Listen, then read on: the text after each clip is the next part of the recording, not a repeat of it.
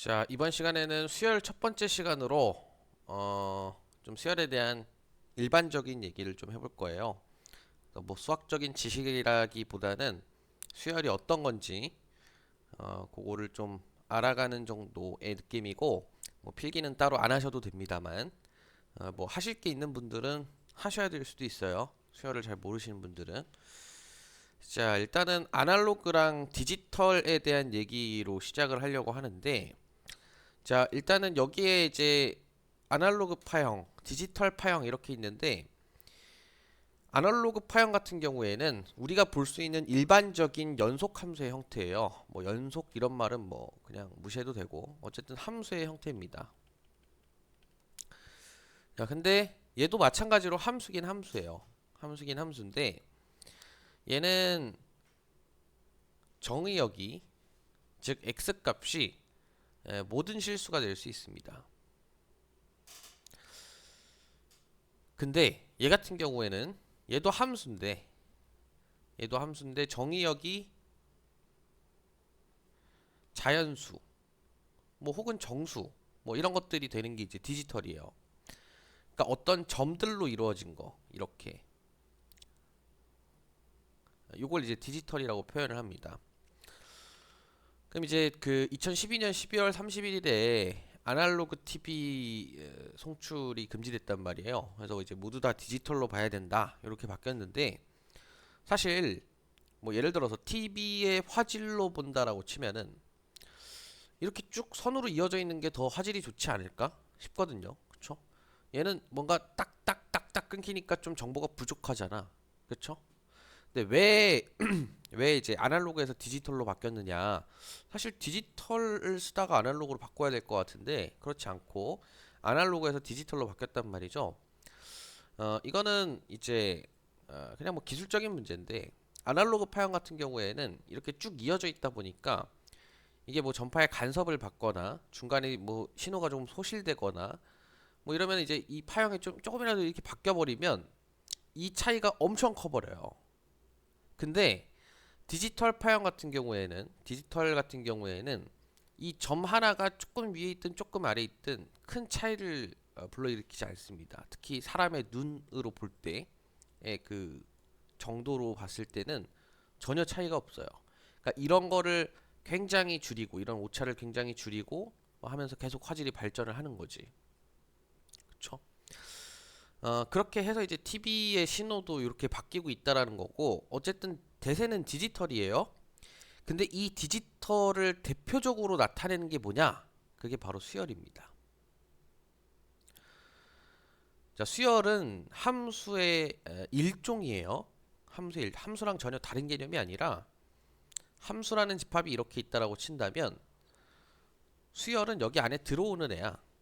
그러니까 함수의 일종입니다. 근데 어떤 함수냐면, 어떤 제약이 있냐면, 수열은 정의역이 반드시 자연수여야 됩니다. 이 차이가 있는 거예요. 지금 들으면 뭐 뭔 얘기인지 잘 모르겠죠.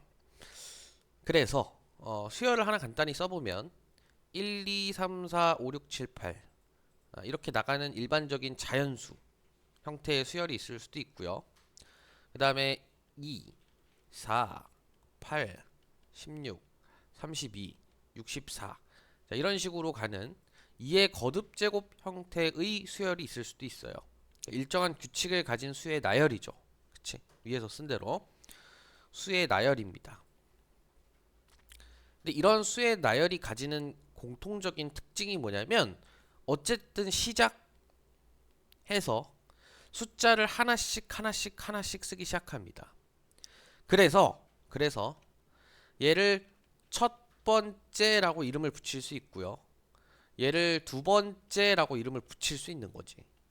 얘도 마찬가지죠. 얘도 첫 번째, 얘는 두 번째 이렇게 이름을 붙일 수 있다라는 거예요. 자, 수열에서 특별히 이렇게 첫 번째를 뭐라고 부르냐면 첫 번째 항이다 이렇게 부릅니다. 얘도 마찬가지 두 번째 항이다. 그러면 이 각각의 숫자들은 뭐라고 얘기할 수 있어?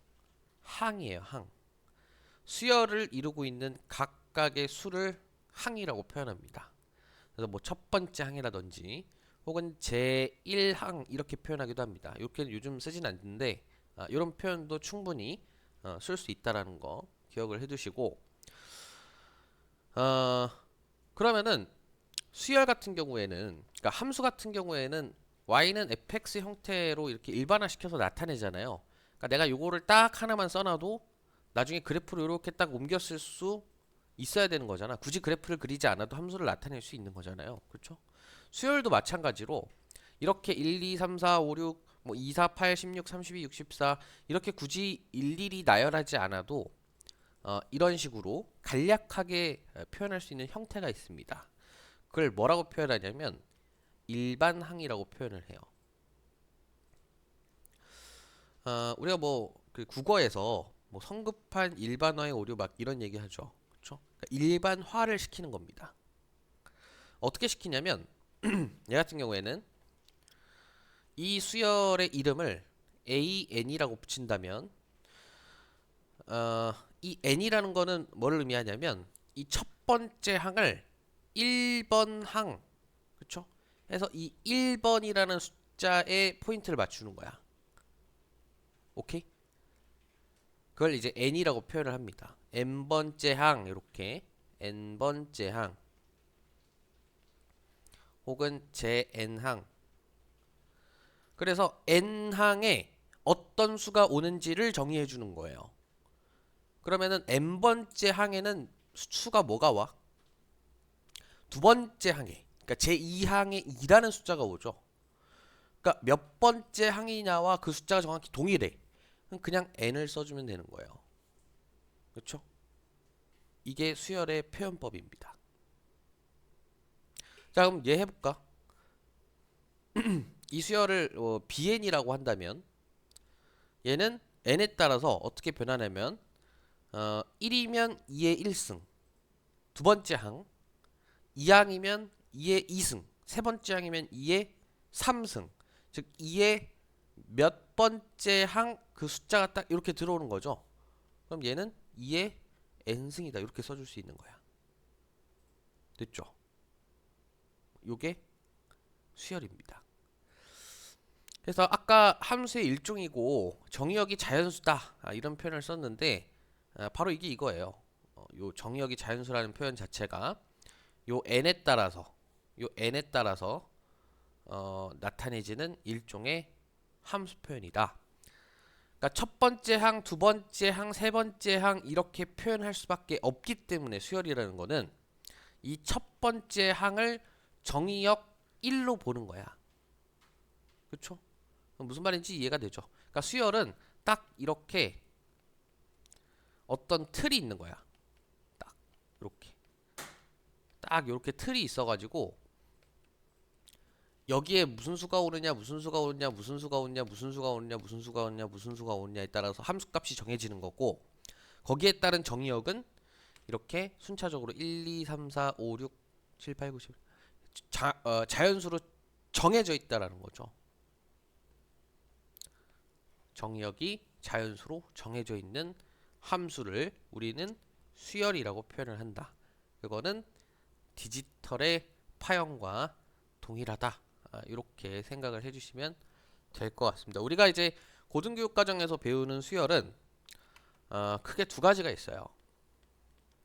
두 가지의 수열이 있습니다.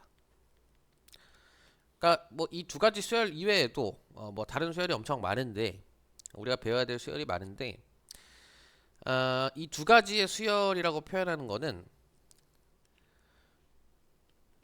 일정한 규칙을 가지고 있어야 돼요. 반드시. 고등교육과정에 나오는 수열은. 그러니까 규칙이 없는 수열을 절대 출제할 수 없습니다. 뭐 사실 수학적인 의미도 없기도 하죠. 그래서 어떤 규칙을 가지고 있냐면 같은 수를 더하거나 혹은 곱하는 이 두 가지 수열만 배우게 됩니다. 얘를 등차 수열, 얘를 등비 수열 이렇게 표현을 해요. 지금 들어있는 이 예시 있죠. 1, 2, 3, 4, 5, 6, 2, 4, 8, 16, 32, 64 이게 각각 등차 수열과 등비 수열입니다. 자, 1씩 규칙적으로 더하고 있죠. 계속 똑같은 수를 더하고 있어. 자, 이 똑같이 더해주는 수를 뭐라고 표현하냐면 얘를 공차라고 표현합니다. 됐죠? 그리고 얘 같은 경우에는 계속 규칙적으로 곱하기 2를 해주고 있어요. 그렇지? 그래서 이 곱하기 2 되는 이 숫자를 뭐라고 표현하냐면 얘를 공비라고 표현합니다. 그리고 이렇게 공차와 공비를 가지고 있는 수열을 각각 등차 수열, 등비 수열 이렇게 표현한다라는 거예요. 같은 차가 난다, 같은 비다, 이런 표현이에요. 됐죠? 이 두 가지 수열만 잘 정복하면 됩니다. 이게 교육과정이 개편되면서 원래는 조금 더 심도 있는, 그러니까 어쨌든 등차 수열, 등비 수열밖에 안 나오긴 하는데 뭐 군 수열이라든지 개차 수열이라든지 그런 부분이 되게 중요하게 다뤄졌었는데 요새는 그렇지 않아요. 요새는 그렇지 않고 등차 수열 자체 혹은 등비 수열 자체에 대한 이해도가 얼만큼이냐 이런 쪽으로 이제 문제가 많이 바뀌었습니다. 그래서 요지는 요것만 잘 알아도 된다 이런 거예요. 그리고 마지막으로 우리가 수열에 합을 구해야 될 경우가 있어. 예를 들어서 1부터 10까지 더해라. 자, 이런 문제가 있다라고 칩시다. 자, 그러면은 얘 같은 경우에는 뭐 일일이 다 더할 수도 있겠지만 어떻게 또 더할 수 있냐면 이렇게 더하면 얘가 11이죠. 이렇게 더해도 11입니다. 그쵸? 그럼 이렇게 3이랑 8 더해도 11이에요. 그러면 11이 몇 개 있겠구나. 5개 있겠구나. 해서 55. 이렇게 구하는 거. 이게 이제 등차 수열의 합을 구하는 방법이고, 이걸 왜 보여줬냐면 이 뒤에 또 다룰 거예요, 다시. 이걸 왜 굳이 지금 보여줬냐면 수열의 합을 구하는 방법은 그냥 노가다가 아니에요, 절대. 그러니까 다 뭔가 방법이 발견이 돼 있고 우리는 그 방법을 사용해서 문제를 풀어야 됩니다. 이거는 경우의 수 쪽이랑은 좀 차원이 다른 얘기죠. 경우의 수는 직접 해봐라 이런 차원의 얘기였다면 수열은 그럼 미친 짓입니다. 무조건 정해져 있는 규칙을 정확히 파악하고 그걸 잘 적용할 수 있어야 돼요. 됐죠? 그래서 지금 같은 경우도 이제 1에서 10을 더하라고 문제를 냈을 때 이거 일일이 더하고 있는 학생이랑 11, 11이니까 55겠구나 이렇게 푼 학생이랑 속도 차이가 엄청 나잖아요. 그쵸?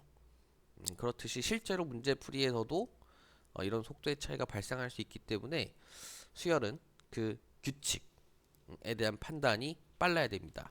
이 수열을 배우는 목적 자체가 사실 그런 거예요. 수열은 이렇게 쭉 펼쳐져 있는 어떤 숫자의 형태를 보고 그걸 일반화시킬 수 있겠느냐 이런 데에 이제 초점이 맞춰져 있기 때문에 절대 막 노가다성으로 막 일일이 막 보고 그런 걸 별로 좋아하지 않습니다. 그러니까 노가다를 하더라도 이런 항들 있죠. 이 항들을 뭐 한 4개, 5개 정도 찾아보는 정도의 노가다만 허용하고 그 이후에는 어쨌든 규칙을 찾아주셔야 돼요. 물론 이제 최상위권 문제로 가버리면 킬러 문제가 수열에서 출제가 됐다라고 하면 변칙적인 규칙을 중간에 껴놔가지고 정말 일일이 다 찾아봐야 되는 경우가 생길 수도 있기는 해요. 근데 그게 지금은 그렇게 중요하지 않습니다. 지금 우리가 기초를 다루는 단계에서 할 얘기는 아니에요. 그건 나중에 이제 또 그 정도 단계의 문제를 풀 때 다시 한번 얘기하면 됩니다. 그건 이제 4점 기출 아카데미 그쪽이나 아니면 흐름 아카데미 그쪽 갔을 때 거의 마지막 단계 아카데미를 할 때 또 다시 한번 그런 관점에 대해서 다루게 될 거예요. 그건. 그러니까 지금 당장은 어떤 규칙성 발견이나 이런 측면에서 좀 문제를 많이 바라보셔야 될 겁니다. 됐죠? 그래서 수열의 합은 우리가 일반항은 AN 뭐 bn 이런 식으로 일반적으로 많이 표현을 하지만 수열의 합은 sn 이렇게 주로 표현을 해요. s가 아마도 썸의 약자겠죠. 합. 좀 엑셀 해본 사람들은 알겠지. 뭐 사실 이거 어려운 단어도 아니잖아요, 그렇죠? 더하는 거. 그래서 s라는 문자를 주로 쓰고 sn은 a1부터 쭉 해서 an까지 더하는 걸 의미합니다. 그러니까 n번째 한 가지의 합을 보통 sn이라고 표현을 해요. 됐죠? 요거는 우리가 어쨌든 등차 수열이랑 등비 수열을 다루기로 했기 때문에 각각 등차 수열과 등비 수열에 대한 합을 어떻게 구하는지 다 다뤄볼 거고, 뭐 등차 수열, 등비 수열도 물론 일반항의 단계에서 다뤄야겠죠. 그래서 그 부분들을 뒤에서 하면서 그 부분들 열심히 필기하면서 들어주시면 될 것 같습니다. 됐죠? 일단은 여기까지 하겠습니다.